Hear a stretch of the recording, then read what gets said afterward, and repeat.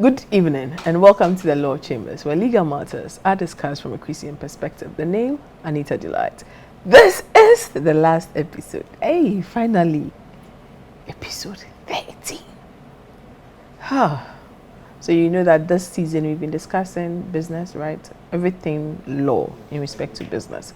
And so this final episode in this season, we'll be looking at, if you're a business person, do you look at an in-house lawyer? Do you look at litigation? Do you look at ADR?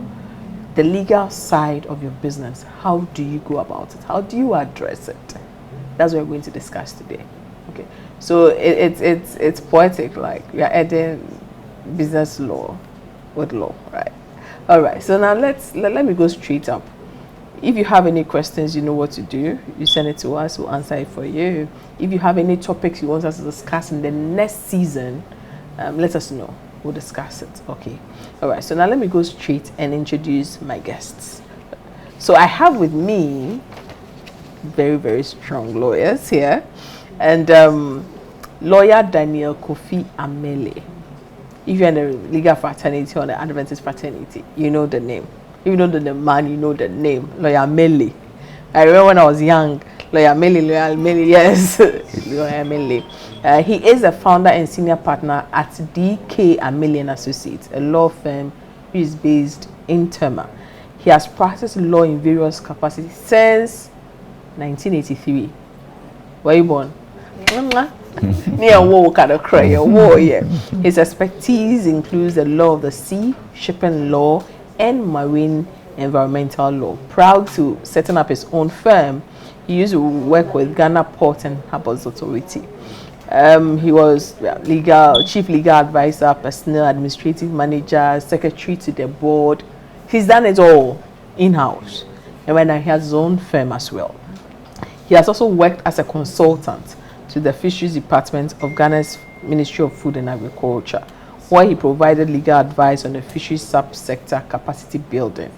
He advised on the content and text of Ghana's fisheries law. He served as a member of a committee of experts to advise on the formulation of the Ghana shipping law.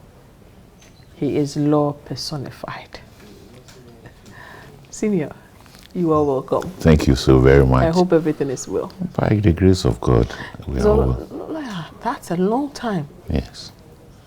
I don't think, no, Brie wasn't born. We're all not born. We're all not born. So if there's that one advice you give a junior lawyer, what would that be? Hard work and integrity. Hard work. And integrity, yes. Hard work. No shortcuts. No. You do the work. Yes. Hard work, integrity, humility. That is it. You know those ones who wear the cocky and be flexing around. In a short while, you'll be found out. So it's easy to be very humble. It's very, very good to be hardworking and to respect your clients who have made you and who will continue to make you. Yes. Thank you so much. It's a pleasure. You heard him. All right. So I have with me a very beautiful lady. We popularly call her Brie. Yes. She is lawyer Bridget Kunedu Afudio. She is a legal expert in the energy sector, and currently she is a legal manager at Senate Energy Limited, which is an independent power producer in Ghana. She's also a partner at Fremont Advisors. Yeah, she wanted me to pronounce that well. She is also the hostess for Lawyers in the Corporate Space Webinars. So if you're an in-house lawyer, you know her because she's the hostess for that platform where we educate in-house lawyers. She also has expertise in the energy and environmental law, corporate, commercial, labor, employment, intellectual property. She's also, when it comes to company secretary, she's there. When it comes to board secretary, she's there. She has a master's in energy and environmental law from the University of Aberdeen. And obviously, she has a law degree. Brie, Counsel. I hope you're good. I'm good, thank you. Everything is fine. Yeah. So let me ask, why did you run away from litigation to in-house? What happened? It was mostly the money. I know, right? Mostly the money, and then also it can be frustrating sometimes when the court dynamics are happening and court doesn't sit, and you prepare so hard for a brief, and you don't sleep, you don't get any sleep, and you're so pumped up with adrenaline, and you are almost at, let's say, court of appeal or Supreme Court, wherever it is you're going, and then court is not sitting, and you're just so deflated, and you have to do the cycle all over again. Although when you win, you feel like ecstasy, you're like excited, but yeah, it was that, and then money really. And then Which is also important. It's very important. Okay, so now let's move in. So let's say a business person is watching us, or someone is into business, and the person is watching us.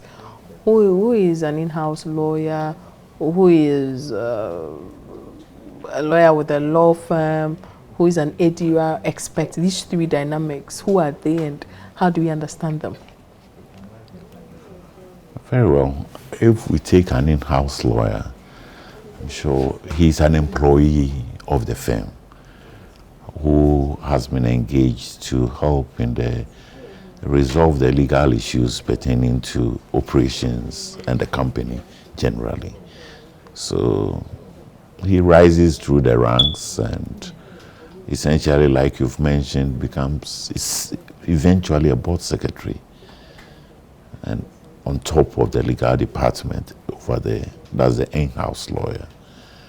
But when you talk about external lawyers, sometimes they are called retained lawyers.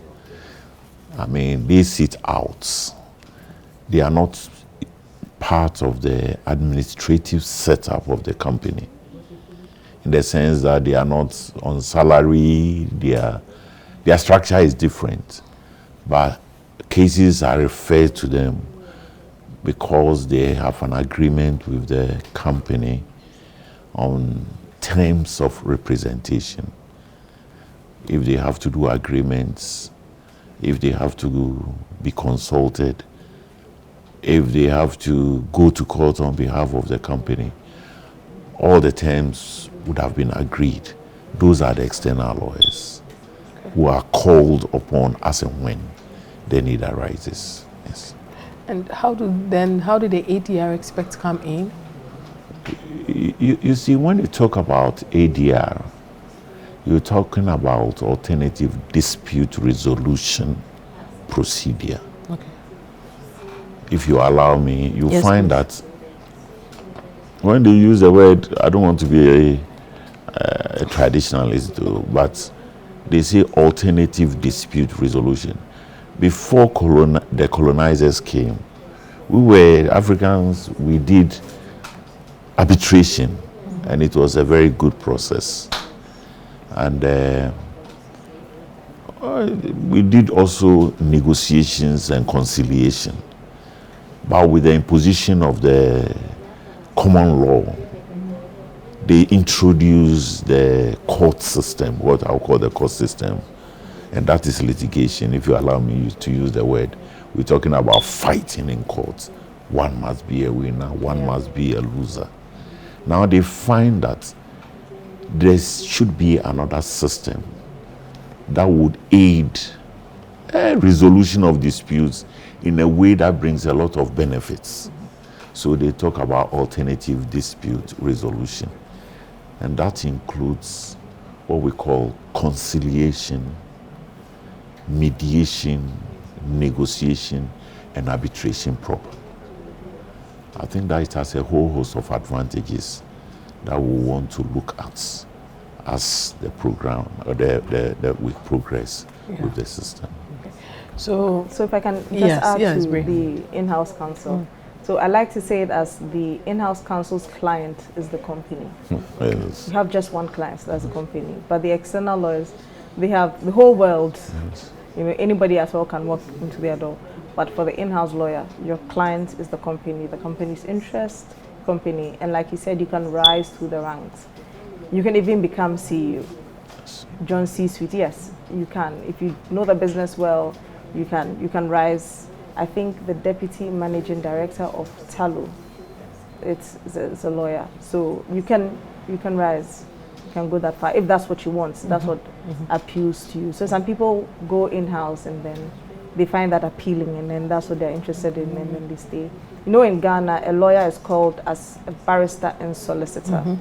So unlike the UK where you have to choose whether you're going to court or you're sitting in-house. So let my viewers understand who a barrister is and a solicitor is, and then.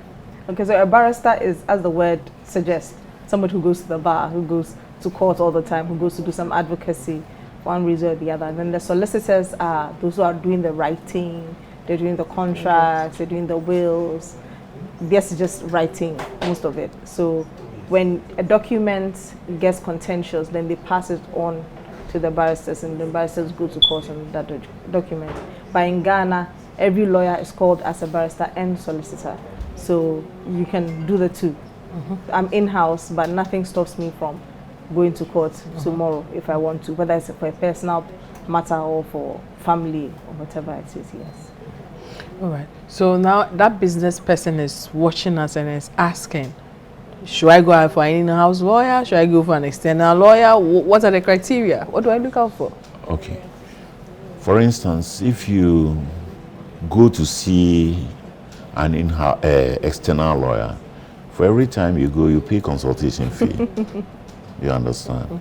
So if your operations are, if the operation is heavy and you require frequent legal advice, then I think that the first step is to get an in-house lawyer who is always available, and each time a problem or a matter comes up, he's immediately available to give you the piece of advice.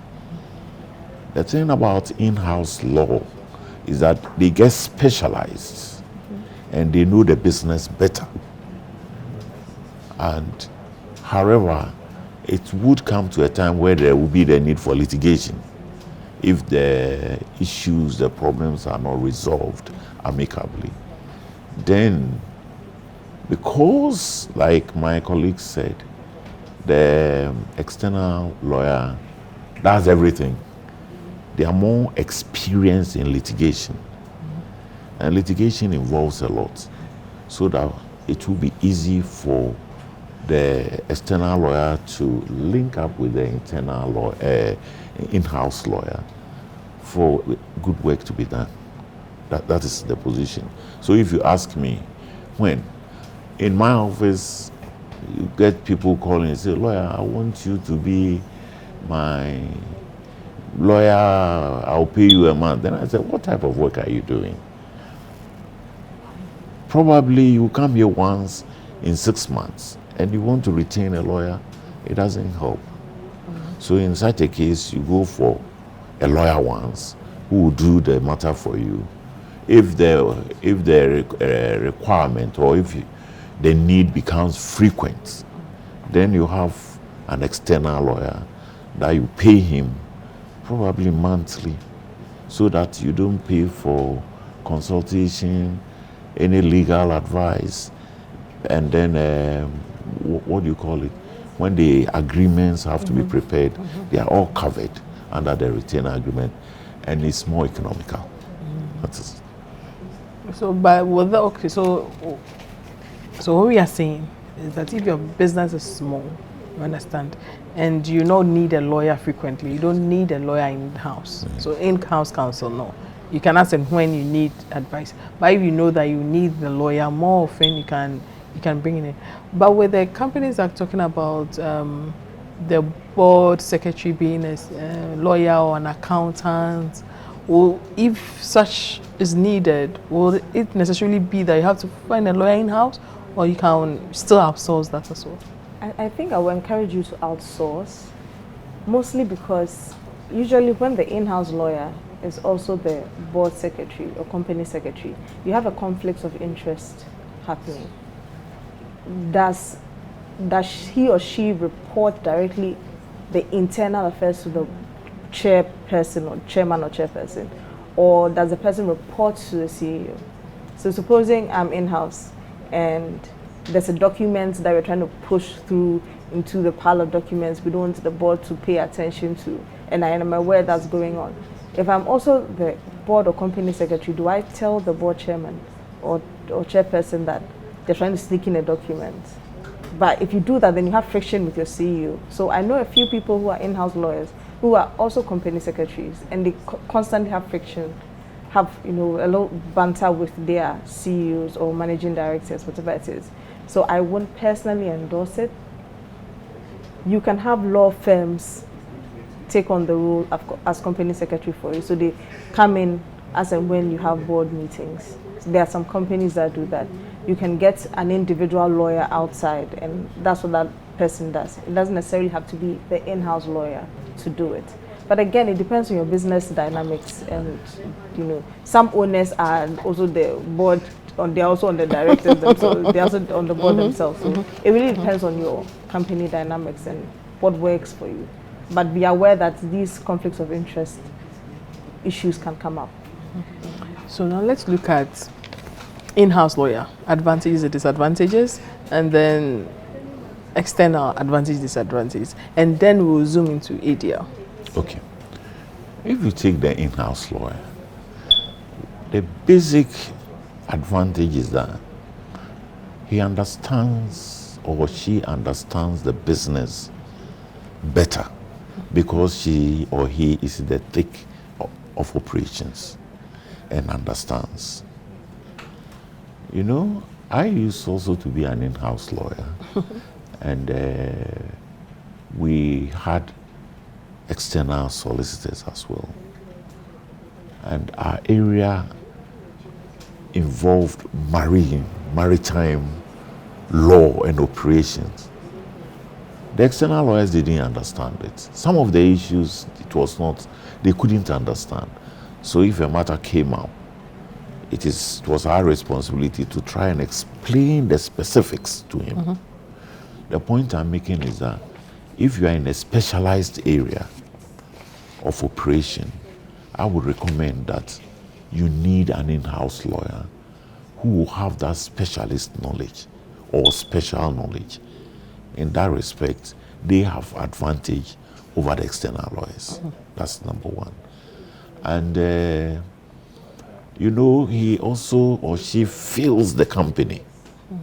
Because like she said, you can rise to become the chief executive. So you understand the dynamics very well. And in legal advice, it's helpful. If you've been involved in a matter or a company in which you have to negotiate with the unions, especially the Maritime and Dock Workers Union, you will find that the services of an in-house lawyer is extremely helpful. So where we're talking about specialized area, the in-house lawyer is very, very important. The other advantage is that where the operations are required that constantly you need legal advice, the in-house lawyer is very, very important. Yes. Any disadvantages? Some of them get involved in the politics of the organization, and once they have the ear of the chief executive, they relax. Yes, and with law, a lot of hard work is necessary. And there are some of the in-house lawyers who are mocked. The Kojokrom lawyer, that they call them names like that, because the day they have to go to court, they go to lose, It's very true. Yes. It was one of the impressions I had. I was with a firm for my first few years, and even though I was a young lawyer, we would get emails from in-house lawyers, and then my question is, wouldn't you have answered this? So it used to be the impression you had of in-house lawyers that maybe they weren't putting in as much hard work, and you used to wonder. But having been there now, I find that sometimes the executive just want to shift liability to the firm, to the experts. So they said we were advised by this firm to do that, so that if there's any trouble, so like external people. So sometimes that's why they would shift even what you perceive to be. So that's one advantage. Yes, one advantage. Basically, they shift it outside. But also, if you have somebody in-house and they're putting together your documents for you, they are putting together, because if you have nobody who's putting together the document, and a matter arises, and you are going to the firm, you don't even know where to start. You don't have a file, you have nothing. You never consider that this could bring about litigation. So if you have an in-house lawyer, then they know. So then they are preparing, they are filing documents, they're preparing, we know how to compartmentalize issues and things like that. So yeah, these are some of the advantages that having in-house. And just to add a little, sometimes the chief executives are strong characters. Yeah. And they want to have their way. Yeah. So if you are not a principled lawyer, in-house lawyer, every day you'll be saying, yes, I'm a star, and they'll kill your law for you. Yes. Which is very serious. It is a disadvantage. It is. Yes. Yes. The entrepreneurs are risk takers. Yes. They didn't get to the top by being playing. Yeah, so all you lawyers, as soon as they see you, they think you're coming to put a clog in the wheel. Like, they just won't take the risk. Yes. So if you're not careful, like he's saying, you just start letting the black and white becomes gray, and then start lowering your guards. Yeah, it's a very huge possibility. So now let's look for external lawyers. Yes. As for external lawyers, you have a contract for maybe 1 year, 2 years. If you don't perform, you are out. So there is always the need or the urge to perform. So that you keep your job.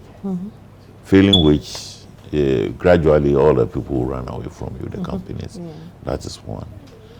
And the addition is also that because you are not part of the structure, you have the opportunity to give independent legal advice as you deem it appropriate. So that if the chief executive is wrong, you write and send the thing to him. I was looking at a paper even before I came, one of our companies, they were arguing. We said, this is the way we look at it. This is what you must do. Thank you very much. Yes. Yes. But it's going to be harder if you are in-house, because that's your boss. Or these are your peers, these are your colleagues. You don't want to push them under the bus. Yes. And any disadvantages? Sometimes, if the problem about success is that it comes with a lot more jobs. And if you are not careful, you would, in your evaluation of what to do, you are likely to categorize and put others in category C or E. And you may not be doing it the way it should. That is also a disadvantage. When you were going, I think you were going to talk about working hours. So that's one advantage. The in-house lawyer has typical 8 to 5 working hours, which it's good for most people. So I think when we were growing up, it was mostly the women who were in-house so that they could have time.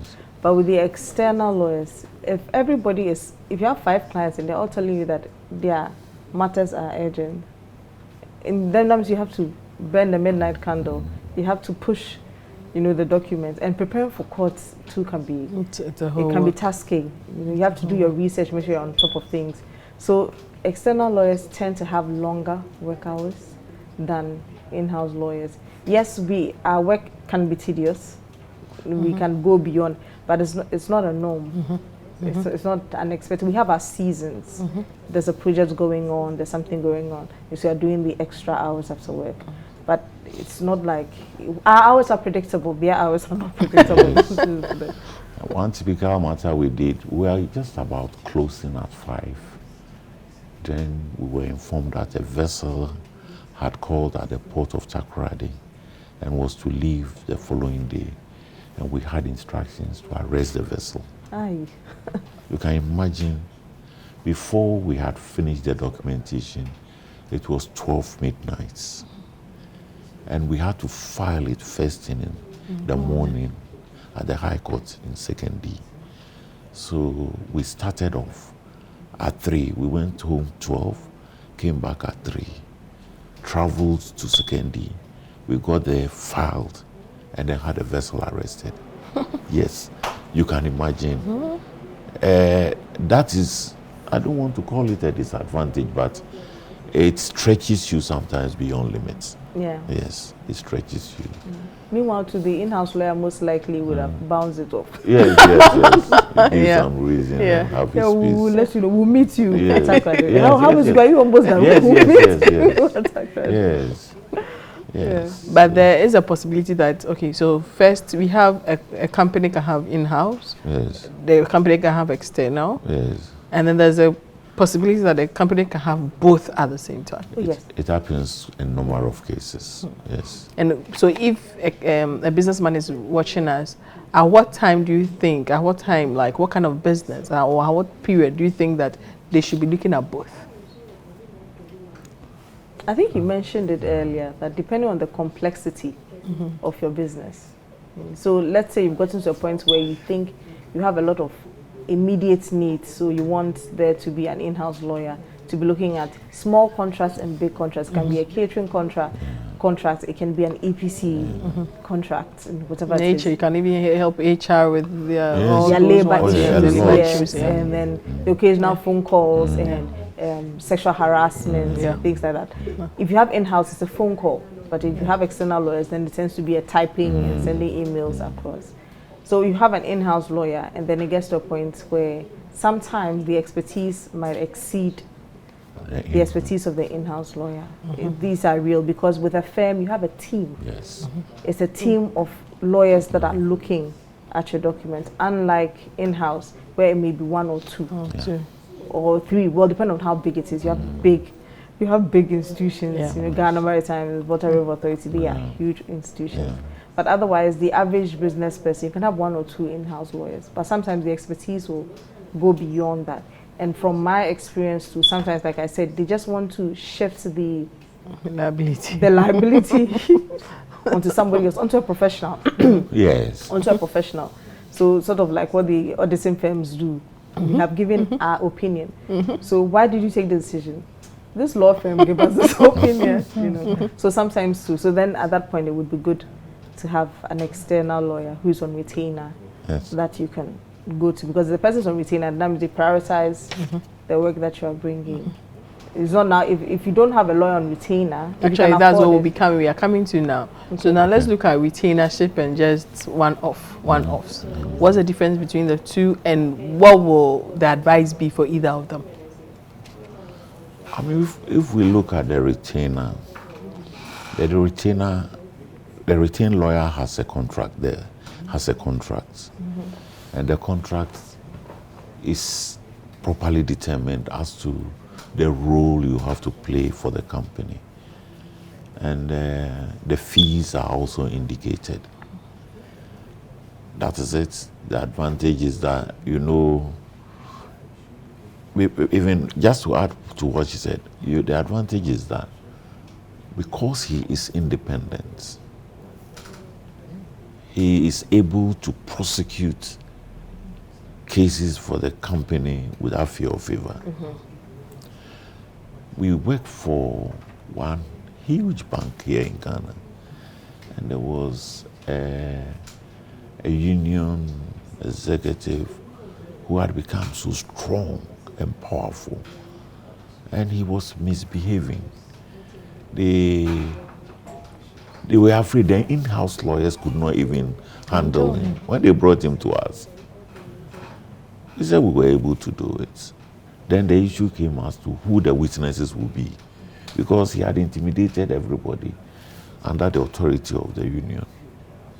But to cut a long story short, we managed it and we were successful. But for the fact that they gave to the external lawyer, they couldn't have handled the matter. They were just handling 4, 5, 6 years. There was no result. When it came within 1 year, the matter had been won. Yes.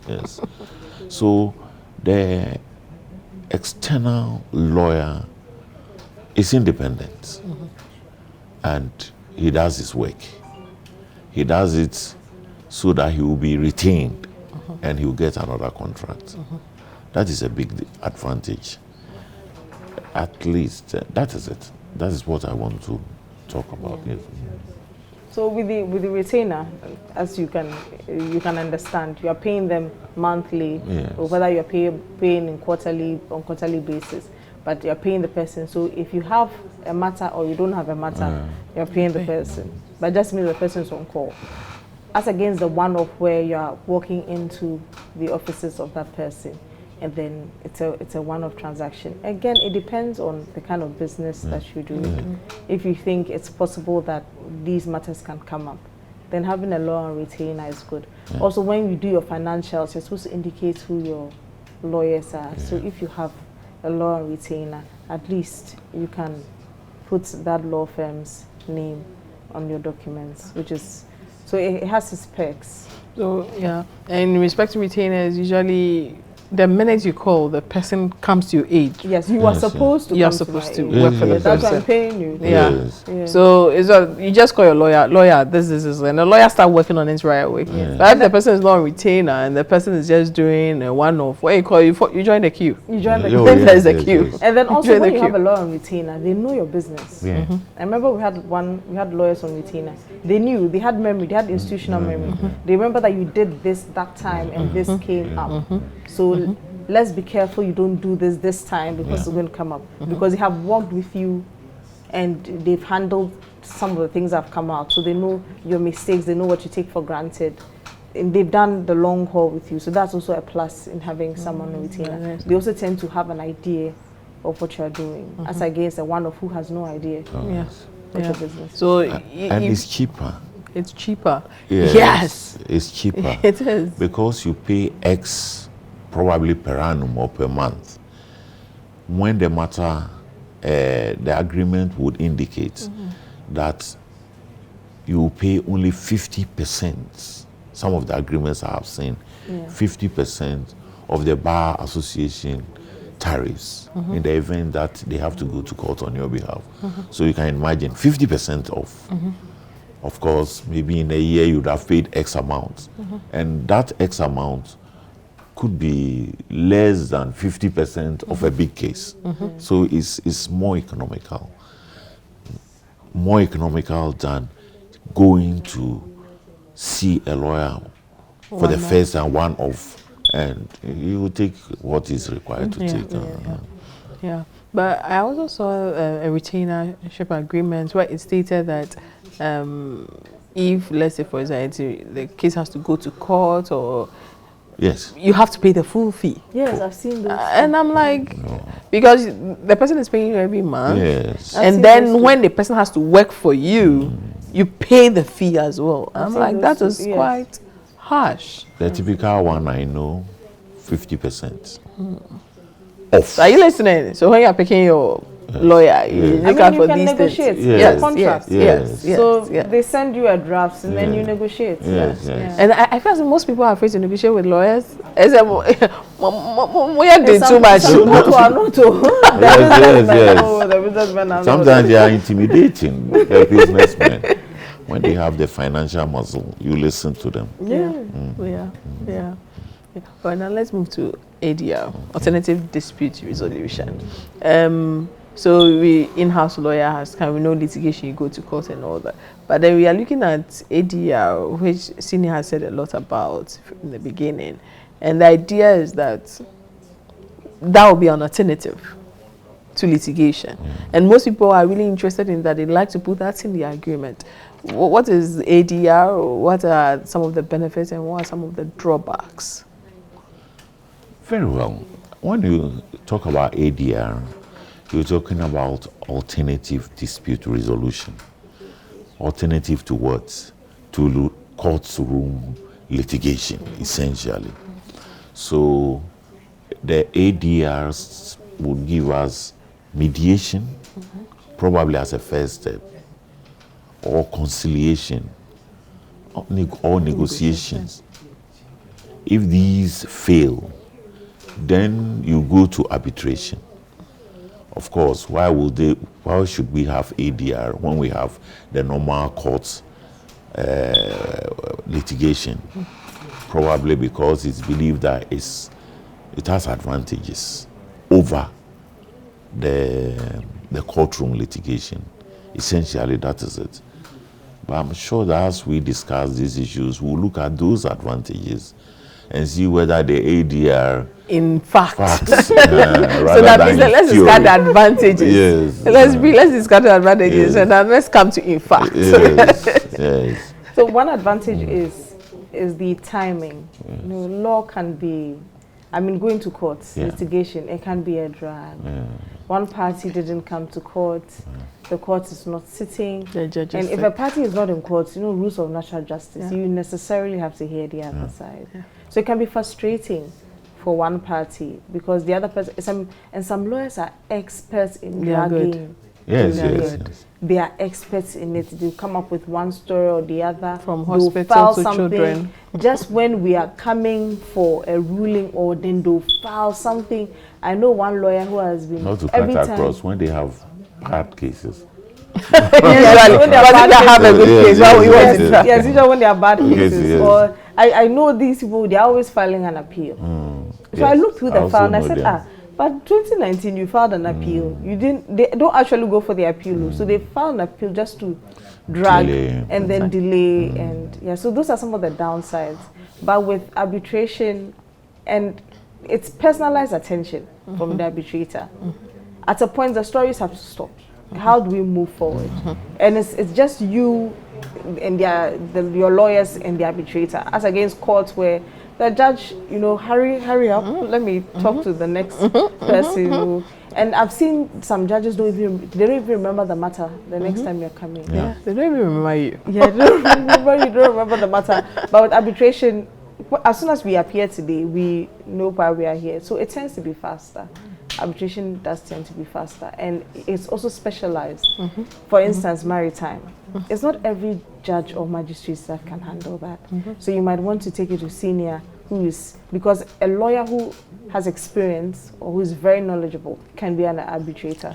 So we'll come up to him and tell him that Anita and I have a dispute, and we both agree that for this maritime case, we want you to be arbitrator, and we can trust that he understands the issues. Or construction law, they understand the issues. So, or energy, whatever it is, so you have expertise that you know can go to speak to. And you are, in a way, you are selecting your arbitrator. It's not the judge that they'll tell you the court, the court two, and if the judge doesn't understand you at the end of your case and gives a ruling against you, then you have to appeal.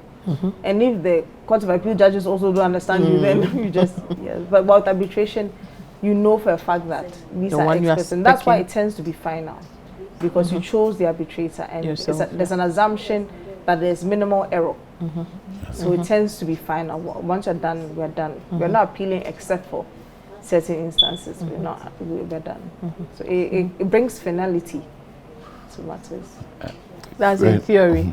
That's in theory. In the books. Yes, and practically what happens. Yeah, very well. Before the, I mean, like you said it so very well. The experts understands the subject matter of arbitration. For instance, he has to determine whether this is old grain or new grain. He's a specialist. He comes.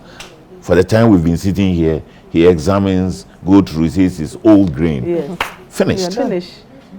So time is very, very important. And when time is short, it reduces costs. You see, it reduces costs. On the other side, we'll now have to subpoena some experts who will come. Testify. Like she said, I'm referencing her again, who would come to talk to a judge who doesn't understand. Look, forgive me, we did a case in which later the judge said, Mr. X, I bet you everything you said I didn't understand. Yes. At least you have a frank judge. Most judges will just keep quiet and be good along. Can you explain it to me? I'm just talking about arbitration. This is a maritime expert who sits there. He understands everything, and he gives his decision. It helps. Cost-wise, it's supposed to be lower. And then you talk also about the adversarial nature, attending litigation in court. This is very much reduced. It will be there, but considerably reduced. So arbitration, you agree, like you've said yourself, you decide who and who will be the arbitrators. At least for that decision, you will have some trust and believe that justice will be done. So in that regard, it's better. But like you are saying, what is the reality on the ground? That is, you do one arbitration, and if you are not careful, you will pay more than if you had gone to court in terms of even legal fees. And it tends to be upfront. Yes. Upfront? Yes. You know, with litigation, percentage. It's month or 3 months, court is on vacation, so you know that for the next 2-3 months, you're not going to pay anything. But with arbitration, all upfront. Pay so that they start. Or pay half so that they start. Even the half, you're talking hundreds of thousands. And in probably one we did in Ghana, even the paper, you have to provide it. The one who type, you have to pay for. The cost for me was big, and I got frightened. I think that's the point I'll reach on it. Yes. It takes muscle. But of course, if you have a lot at stake, so for construction disagreement, for instance, the project must go on. So we need the quick and the swift response, so the project must go on. So we need an arbitrator. Yes. So, but it's also cost. Because look at senior like this. Look at his CV. How much is he? How much is he going to charge you? And it's legitimate. It's a legitimate charge he's going to take from you. He's going to stop everything. But you know, I did some few research before I came here, and then so I called the center, the ADR center, and I was asking, so administratively, because with the arbitrator's fee, that's usually depend on the arbitrator. But let's say administratively, what's the least and what's the high? They told me the least can be 6,000, it can go to 100,000, and I'm like, administrative fee. I'm not talking about arbitration. And I'm like, that is huge. Yes, at the center, yes. So when you submit your matter, then they make copy, do the calculation. They serve and they call on coordinating all of that. Then they send you a list of arbitrators for you to choose from, and all of that. Wow. Yeah. Wow. So what will you be telling our viewers, the businessman out there? Litigation?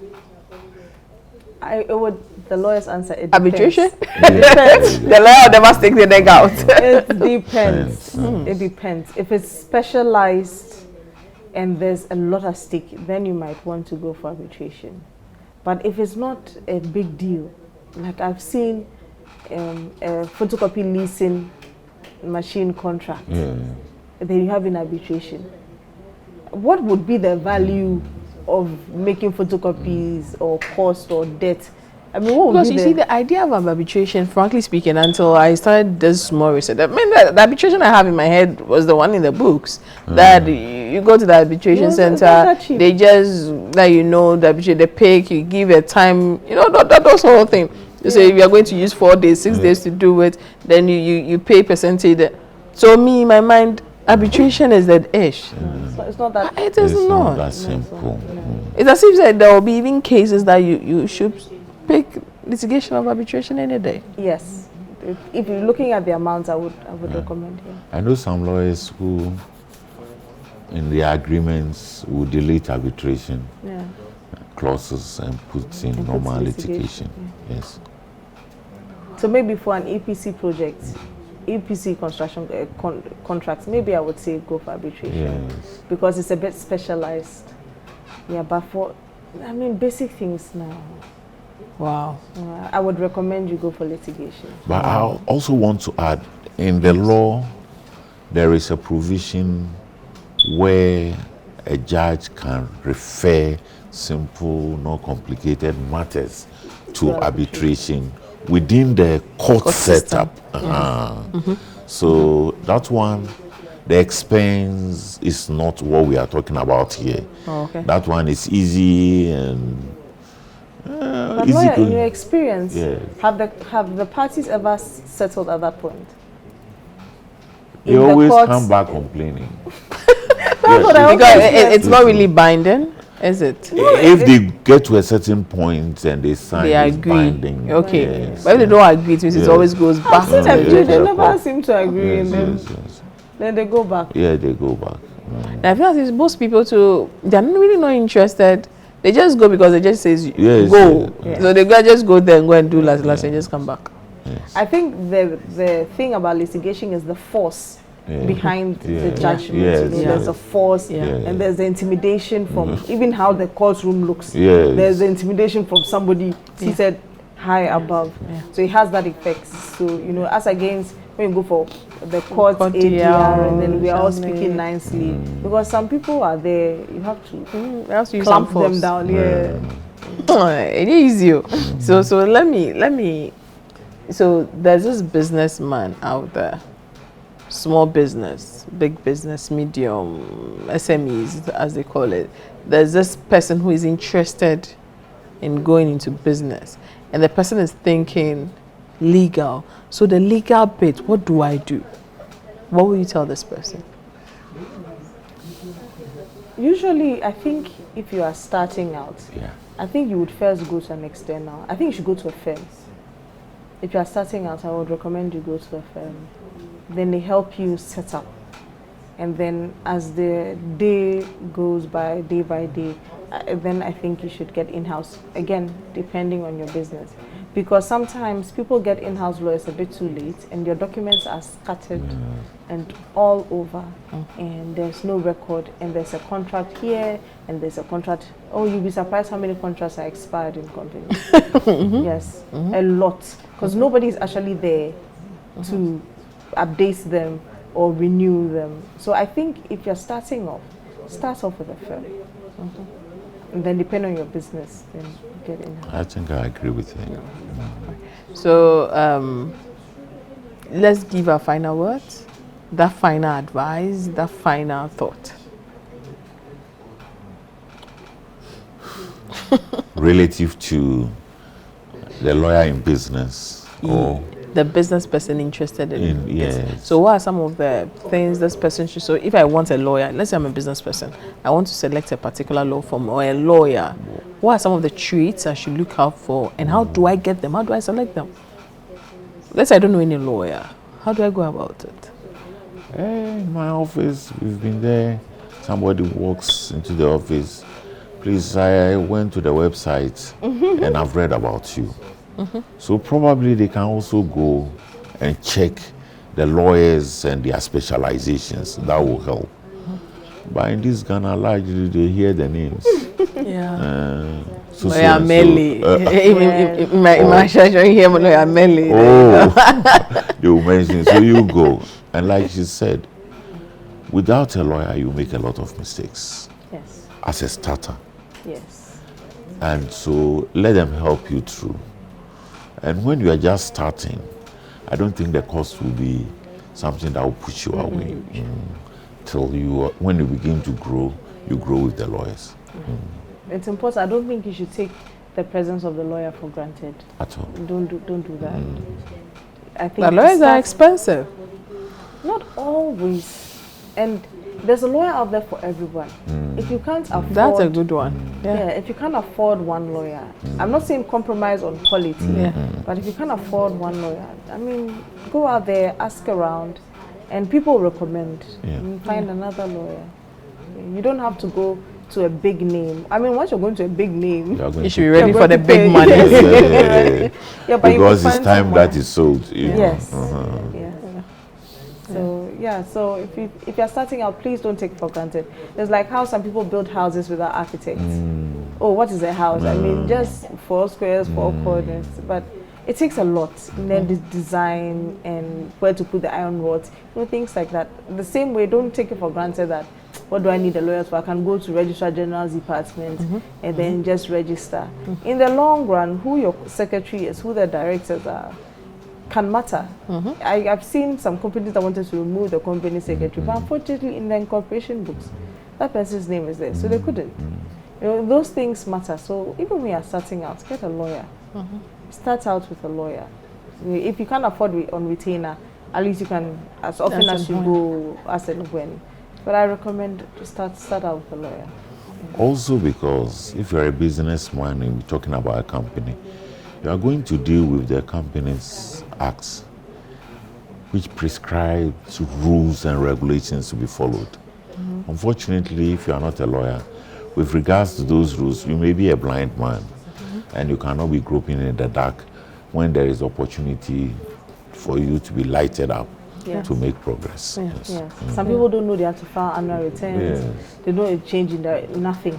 So you can enter a company, they've been around for 12 years. They had only one AGM. They've had only one annual general meeting. They don't even know it's supposed to be annual. I know, that's exactly what I was going to say. It's important. They get the finance guys, they feel those are important. And then they get the human resource, those are important. The last person they're thinking of is the lawyer.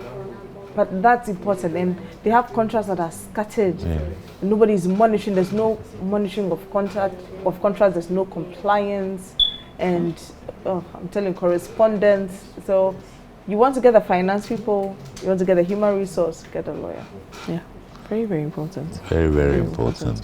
All right, so look in your camera, and talk to that businessman under a minute. Very well. If there is light, you follow the light. Business is regulated by law, at least the legal aspects. And without training in law, it could be very difficult for you to find your way around. If you have a lawyer, he will guide you and direct you, at least till you are stabilized. So I think that you don't have to take lawyers for granted when you are doing business. Thank you. Yeah, so I'll just continue from where you started, being an in-house lawyer. So after they have guided you, you want to bring somebody in-house, listen to your lawyers. Listen, at least. It helps you make an informed decision, helps you weigh the risk. You know, they are saying this is a potential, this is a risk, that is not. At least you make an informed decision. So you listen to them, then you weigh your risk, decide, I still want to go on without them. You know, but at least it's an informed decision. And you are not caught off guard that you didn't see this coming. You saw it coming, maybe you prepared for it. So let the lawyer guide you and listen to your lawyers. Thank you so much. Nti yaka bebre. Na me summarize bibia no yaka say, ubetimi o business a. Men dream say lawyers expensive, me here lawyer dey be. Ube start here na per lawyer. Oh yeah, lawyers ne boarding. E be boarding. Baby so from kakra. Nti wo hwehwem na obhwem a obenya lawyer betimi because so start business no. Na lawyer ni ma o se ne yeka no document de da ha onim ade a obi o hode ni be menchisa kan di mbe mu kra no wa yes anyama ni nia afi later crowd person yi nipa ni film na now person nipa ne na afi de aye problem ama there be nti tobo per lawyer for na e bia ontimi mpe obi a de bia every month bia betua na one off bia be call law firm bia no nim lawyer friend bia twe no mbo a na ma ni bibi kakra wa ase na on edu baby na business ni enyi a obi here lawyer owo o firm o company why say because it's just a lawyer no ebo HR no with laws so obo a friend and say finance people so obo no gasa so the legal bit of it e be her company secretary square so here either a lawyer na accountant nti by yesaka say edu baby a offer in house lawyer na e be na CEO no de be CEO no tna nipa ne so to me nya board na juma yet e be obefa external lawyer dey your board by internal person so ebetimi ayama me say ti say company san kokoko so a wo in house lawyer sabetimi for bia owo abonte aka ho nti we house lawyer na expect but no because on court bebre na owo fi ni de bia na ne court law no ay rustic aka de bia na madam for be ka chem say yeah lawyer no company dey no dey on ko bia de bia na oti on court you two types of lawyers you no mo court na you no mo drafting Ghana the lawyer bia etimi draft esan court obi wo hono watena company ni mo san or expertise ni bibia oye mo adwuma mo nti ontimi court no dimi ka akwa no nti edu be bi na court be ma what's na notify na catch you say oh there be me fa obi from the camera no be court no e fie adwuma no nti bo say san nipa no be gada document aye nyema bebre ama no dey ama nipa no external no dey court. What I say nti edu baby every stage of your business be na obehia lawyer and lawyers ni say so ka say ADR no alternative dispute resolution good. So as I said, do baby and can just say less expensive. Nipa ni expect what I say time no so enye as consuming as court. But as I can say, usually no nansenga na has say no practically ne bo heading. Into say expert area there uko ADR beboa. But say expert area na this one where call litigation. By the end of the day, this is just an advice. We enforce it with you. We are yes, we are giving your opinion. But we a business person at the end of the day, near catch on and say, "Uhiya lawyer." Me fin diago. Asemetoa na obi hu say na uhiya lawyer. By that time, you know I say, a say na lawyer be more lawyer ni be didi. Waze obedi huska nti na wato obo amaye season we are ending season 5 we are ending no waze nyame ya do ma season 6 beba na o share videos in bia call Facebook where the Lord Chambers Ghana videos in here from season 1 up to ending in here betimi ahwe. So please, this is episode 13 and you know we end with episode 13. Each season we are trying to end with 13 episodes. So this is episode 13 and so this is the end of season 5. God willing, we'll be coming back with season 6 and I don't know where it will be, maybe later part of this year. Hopefully, you see, I didn't promise. I mean, this will be brave, so I'm not even going to promise. All I'll say is that God willing, there will be season 6. So please stay safe and make sure that you are doing what you are supposed to do for God and for country. Adieu.